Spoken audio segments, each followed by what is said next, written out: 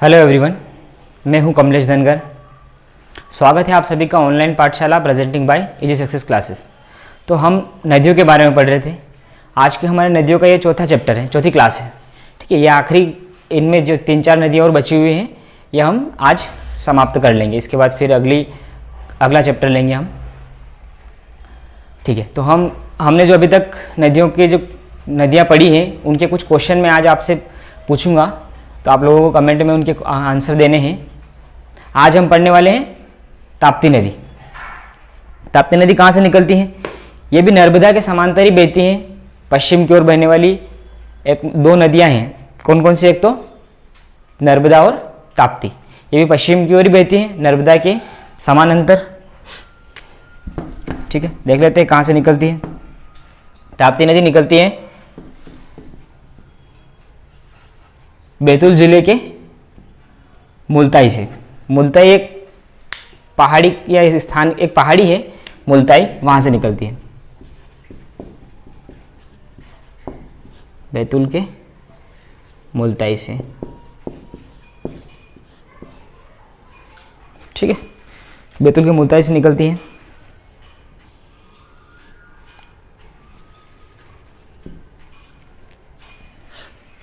यहाँ लिख देता हूँ मैं, बैतूल मुल्ताई। ठीक है, आगे उसके बाद कहाँ प्रवेश करती है? आगे बैतूल में ही एक इस पे बांध बना हुआ है, बैतूल जिले में ही, जिसका नाम है पारसडोह बांध।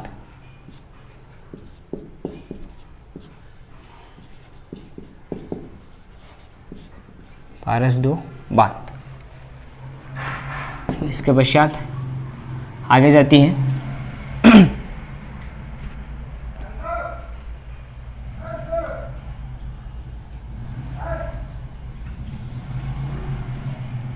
ठीक है, यहाँ पे एक नदी आके मिलती है इससे, सुक्ता नदी। कौन सी नदी आके मिलती है? सुक्ता, जो कि इसकी सहायक है। सुक्ता नदी दक्षिण की तरफ से एक नदी और आके मिलती है,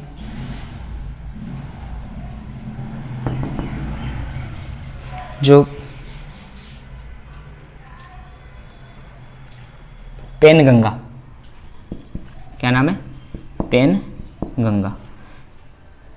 इसके पास से एक छोटी नदी और आके मिलती है, जो है पूर्णा नदी। कौन सी है? पूर्णा।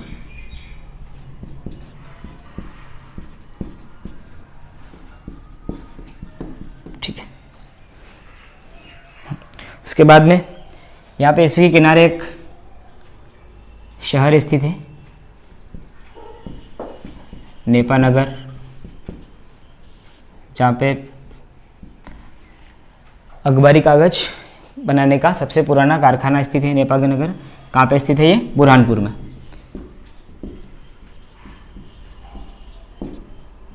बुरहानपुर जिले में स्थित है। ठीक है, तो ये नेपानगर जो कारखाना है बुरहानपुर में अखबारी कागज का, उसको जल की प्राप्ति कहाँ से होती है? ताप्ती नदी से ही जल की आपूर्ति होती है। ठीक है, उसके पश्चात ये कहाँ प्रवेश करती है? महाराष्ट्र में प्रवेश करती है, और उसके पश्चात फिर कहाँ चली जाती है? गुजरात में चली जाती है। ये मध्य प्रदेश, महाराष्ट्र और गुजरात तीनों की संयुक्त नदी है, तीनों राज्यों में बहती है। ठीक है, तो इसके बाद में गुजरात में इस पे एक परियोजना है जिसका नाम है, यहाँ लिख देता हूँ मैं, काकरपारा।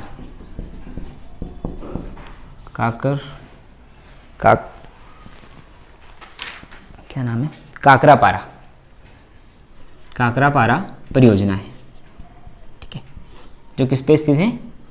ताप्ती नदी पे स्थित है। ये महाराष्ट्र, मध्य प्रदेश और गुजरात तीनों की संयुक्त परियोजना है।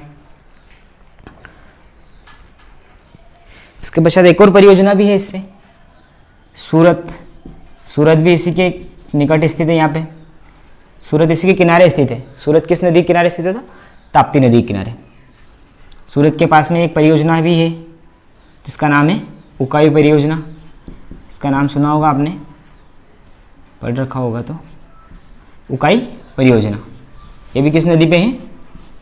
ताप्ती नदी पे। उसके पश्चात खंबात की खाड़ी में अपना जल गिराती है। खंबात की खाड़ी यहाँ लिख देता हूँ मैं, खंबात की खाड़ी में अपना जल गिराती है। ये भी नर्मदा नदी की तरह ही एस्चुरी का निर्माण करती है। ज्वार नदमुख क्या बनाती है अपने मुहाने पर? एस्चुरी या ज्वार नदमुख का निर्माण करती है। डेल्टा नहीं बनाती ना, ठीक है। आगे बात कर लेते हैं इसकी। हाँ, आगे हम बात कर लेते हैं इसकी सहायक नदियाँ। कौन कौन सी सहायक नदियाँ हैं ताप्ती की?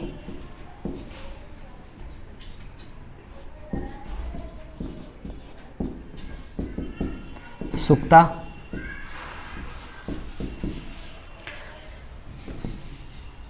पूर्णा,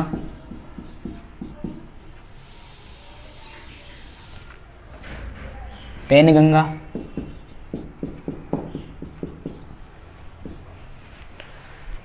और बात करें तो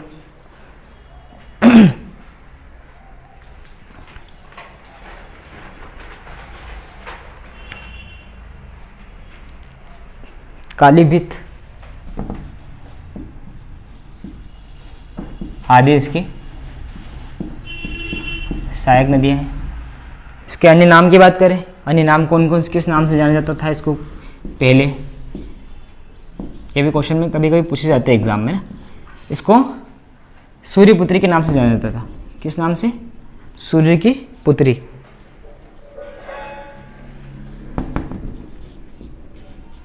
सूर्य की पुत्री, या कभी कभी तापी नाम भी आता है। ताप्ती की जगह तापी भी रहता है।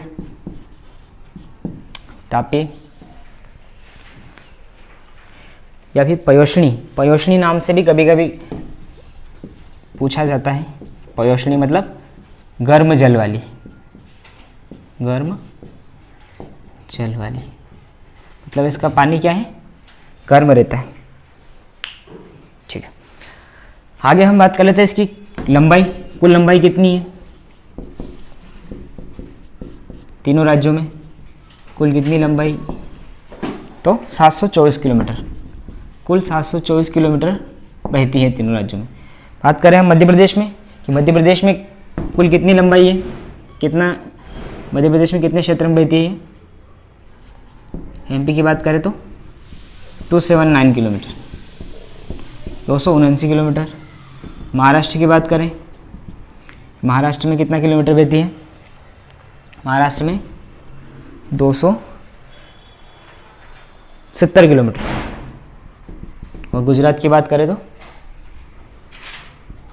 गुजरात में 175 किलोमीटर बहती है। आगे देख लेते हैं। ये नदी नर्मदा ब्रंश घाटी में और ये भी ब्रंश घाटी में बहती है। दोनों नदियाँ ब्रंश घाटी में बहती हैं, ठीक है। विंध्याचल और सतपुड़ा पर्वतों के नर्मदा तो बहती है विंध्याचल और सतपुड़ा के मध्य में, और ये सतपुड़ा के दक्षिण में बहती है ताप्ती नदी, ठीक है। सतपुड़ा के उत्तर में और विंध्याचल के दक्षिण में बहती है, दोनों के मध्य में नर्मदा नदी, ठीक है। दोनों ही ब्रंश घाटी में बहती है। ये क्वेश्चन आया हुआ है, एग्जाम में पूछा भी गया है कि ब्रंश घाटी में बहने वाली नदी कौन सी नदी है? तो नर्मदा और ताप्ती, दोनों नदियाँ ब्रंश घाटी में बहती हैं। अगली नदी देख लेते हैं, छोटी नदी है वैनगंगा।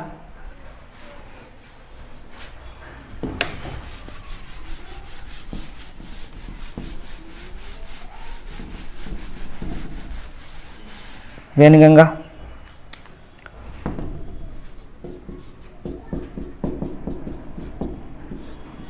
छोटी ही नदी है, ज़्यादा बड़ी नहीं है। ये सिवनी जिले से निकलती है। कहाँ से निकलती है? सिवनी जिले से निकलती है और दक्षिण की ओर प्रवाहित होती है। और ये गोदावरी की सहायक नदी है। किसकी सहायक है? गोदावरी की। सिवनी जिले से निकलती है। सिवनी के पठार है सिवनी जिले में,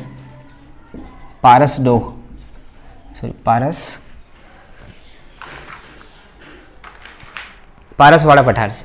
कहाँ से निकलती है? पारसवाड़ा पठार से निकलती है। सिवनी जिले में स्थित है ये, पारसवाड़ा पठार से निकलती है। इसी पर सिवनी में ही एक नहर है, इसी के नाम से है, वैनगंगा नहर। इसी नदी पर है वैनगंगा, इसी के नाम से है, तो याद करने में कोई दिक्कत ही नहीं है। इसके पश्चात यही सिवनी और बालाघाट दोनों के मध्य में एक परियोजना चलाई जा रही है। इसमें संजय गांधी परियोजना।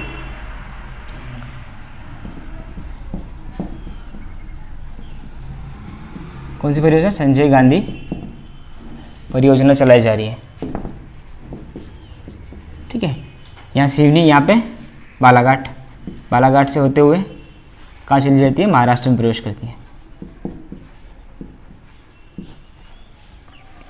ये बालाघाट जिला। इसके पश्चात बालाघाट से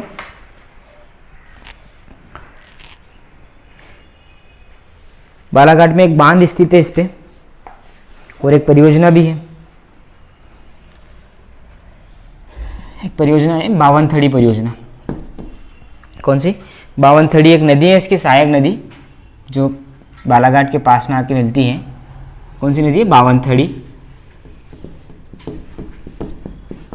जो किसकी सहायक है? वैनगंगा की सहायक है। बावनथड़ी नदी है, तो उस पर एक परियोजना भी चलाई जा रही है इसी के नाम से, बावनथड़ी परियोजना। ठीक है, बावनथड़ी नहीं रहे कभी कभी ऑप्शन में, तो क्या लगाना है हमको? वैनगंगा लगा देना है, इसी की सहायक है। इसके पश्चात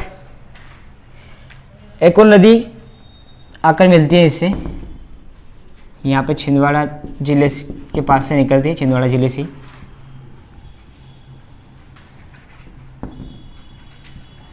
जिसका नाम है वर्धा नदी। वर्धा, ठीक है। वर्धा और वैनगंगा ये दोनों ही किसकी सहायक है? गोदावरी की सहायक है। यहाँ पे हम महाराष्ट्र की सीमा में आ गए ना, महाराष्ट्र में जाके मिलती हैं,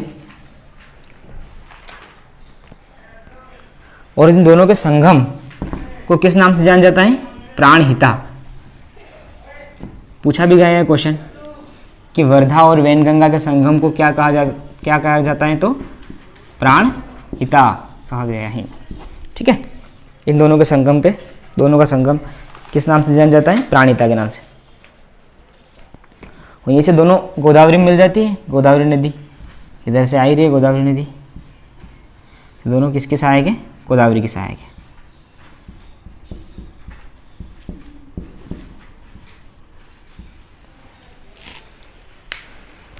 ठीक है, इसकी लंबाई की बात कर लें तो कुल इसकी लंबाई है 570 किलोमीटर। कुल लंबाई इसकी 570 किलोमीटर इसकी कुल लंबाई है। मध्य प्रदेश में ज़्यादा नहीं बहती है। वैनगंगा नदी पर सिवनी जिले में एक बांध बनाया गया था, जो कि एशिया का सबसे बड़ा बांध है। मिट्टी के द्वारा निर्मित, मिट्टी से बना हुआ एशिया का सबसे बड़ा बांध है, जो कहाँ पे स्थित है? सिवनी के भीमगढ़ में। भीमगढ़ एक जगह है सिवनी जिले में, मैं लिख देता हूँ यहाँ पे। मिट्टी का बना हुआ बांध है, पूरा का पूरा मिट्टी द्वारा निर्मित है, जो कि एशिया का सबसे बड़ा है ना।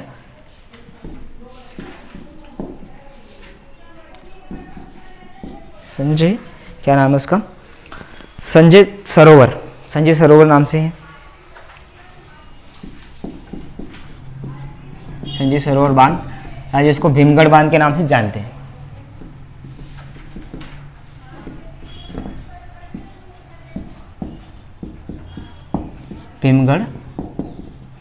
बांध के नाम से भी जानते हैं। ये एशिया का, भारत का ही नहीं बल्कि एशिया का सबसे बड़ा है, मिट्टी के द्वारा निर्मित सबसे बड़ा बांध है।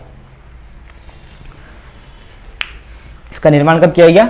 1972 में, 72 में। ठीक है, ये हो गई अपनी वैनगंगा नदी। अगली नदी की बात कर लेते हैं हम, माही नदी। ये भी पूछते हैं, माही नदी भी इम्पोर्टेंट है क्योंकि इसकी कुछ विशेषता है। देख लेते हैं माही नदी।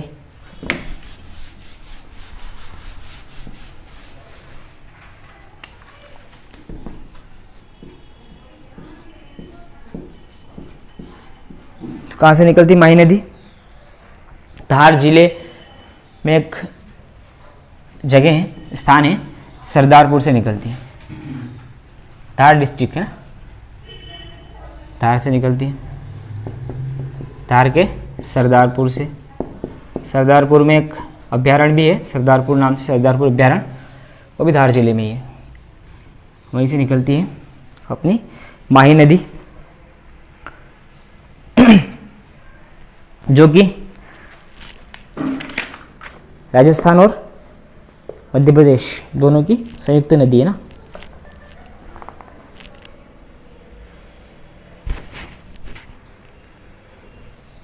बात करें माही नदी की तो ये एकमात्र ऐसी नदी है जो कर्क रेखा को 2 बार काटती है।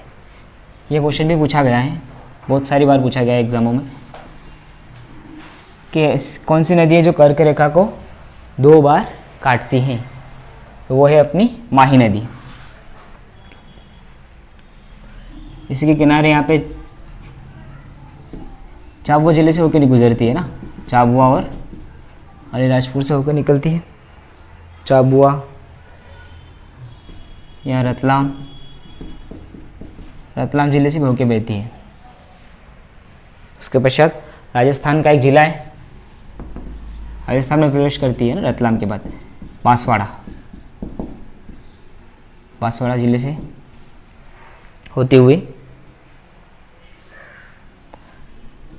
वडोदरा के निकट गुजरात में प्रवेश करती है।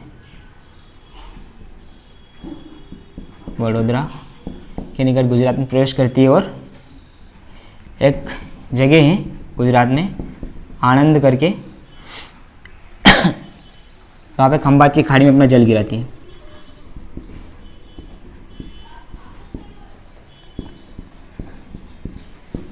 खंभात की खाड़ी, जो खंभात की खाड़ी पूछ ले तो कहाँ है? अरब सागर में। ठीक है, इंडियन ज्योग्राफी भी आप लोग जो पढ़ोगे तो उसमें आपको सब पता चल जाएगा। इंडियन ज्योग्राफी आप लोग प्लेलिस्ट में जाके देख सकते हो, इंडियन ज्योग्राफी के वीडियो भी हैं। अगर हम बात करें इसकी लंबाई की या सहायक नदियों की और विशेषता इसकी कुछ, हाँ इसकी बात करें हम, लंबाई की बात कर लेते हैं। कितनी लंबाई है कुल? तो ये 472 किलोमीटर कुल लंबाई है, 472 किलोमीटर बहती है। कर्क रेखा को 2 बार काटती है, ये क्वेश्चन इंपॉर्टेंट है, पूछा भी गया है।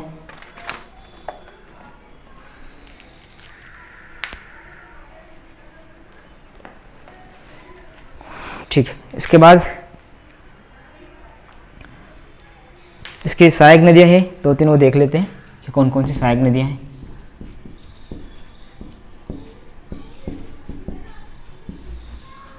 कून, पानम और जंबा, ज़्यादा नहीं है, छोटी नदी है वैसे तो इसकी पूछी नहीं जाती वैसे तो सहायक नदियाँ, केवल इसके बारे में कुछ कहाँ से निकलती है और कहाँ जल गिराती है। और एक यहाँ रतलाम में एक मंदिर है इसके किनारे, त्रिवेणी मंदिर, कभी पूछ ले तो कौन सा है? त्रिवेणी मंदिर, जो कि रतलाम में स्थित है।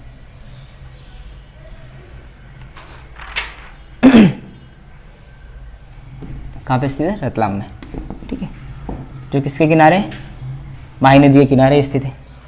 हाँ, कर्क रेखा को 2 बार काटती है, ये वाला जो फैक्ट है ना, आप लोग नोट कर लेना इसको कि एकमात्र एशिया, भारत की सबसे ऐसी कौन सी नदी है जो कर्क रेखा को 2 बार काटती है, तो वो है माही नदी। ठीक है, तो ये हो गया अपना नदियों वाला चैप्टर कंप्लीट हो गया है। जितनी भी नदियाँ थी हमने, जो महत्वपूर्ण नदियाँ थी उनके बारे में हमने डिस्कस कर ली विस्तृत से जानकारी। अगर आप लोग नए हैं तो जो पहली बार अगर चैनल पे विजिट कर रहे हो तो जो पुराने जो वीडियो हैं उनको शुरू से देखें, तभी आप लोगों को समझ में आएगा। ठीक है, और चैनल को सब्सक्राइब करें, कमेंट करें, शेयर ज़रूर करें। और जो कुछ क्वेश्चन है, मैं आप लोगों से कुछ क्वेश्चन करना चाहूँगा। 4-5 क्वेश्चन है, उनके आंसर आप लोगों को कमेंट में ज़रूर देना है। जो क्वेश्चन मैंने पूछे थे ना, जिन जिन लोगों ने उनके आंसर दिए, मेरे को बहुत खुशी है, धन्यवाद उन सभी का। बाकी जो लोग केवल देख रहे हैं और आंसर नहीं दे रहे हैं, आप लोगों को आंसर करना चाहिए सभी को। ठीक है, तो कुछ क्वेश्चन है, आप लोगों को उनके आंसर देना है कमेंट में। ठीक है, मैं क्वेश्चन लिख देता हूँ बोर्ड पे, आप लोग उनके आंसर ज़रूर दें। जो लोग आंसर दे रहे हैं बहुत अच्छी बात है, लेकिन जो लोग आंसर नहीं कर रहे हैं उनको भी आंसर करना चाहिए। पहला क्वेश्चन है, बेतवा नदी कहाँ से निकलती है?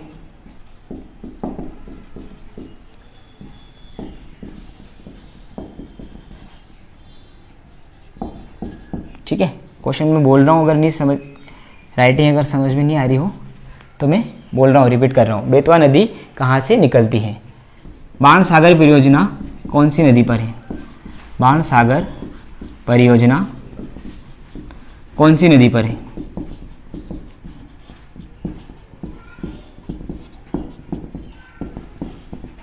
अगला क्वेश्चन है,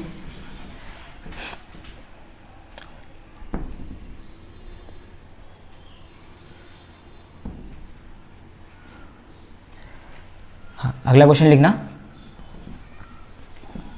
सोन नदी कहाँ से निकलती है?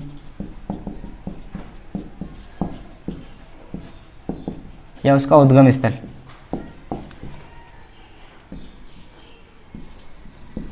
अगला, चंबल नदी की लंबाई कितनी है? कुल लंबाई और मध्य प्रदेश में लंबाई दोनों बताना है आपको। मध्य प्रदेश में कितनी बहती है और इसकी कुल लंबाई कितनी है? अगला क्वेश्चन,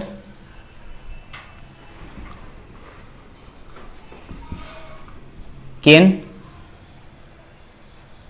सॉरी 4 ही क्वेश्चन है, इन चारों के आंसर आपको कमेंट बॉक्स में देना है। ठीक है, तो एक बार और जिन लोगों ने आंसर किए उनका धन्यवाद, और जो लोग आंसर नहीं करते हैं उनको आंसर करना चाहिए।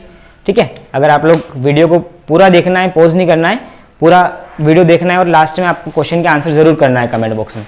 धन्यवाद, जय हिंद।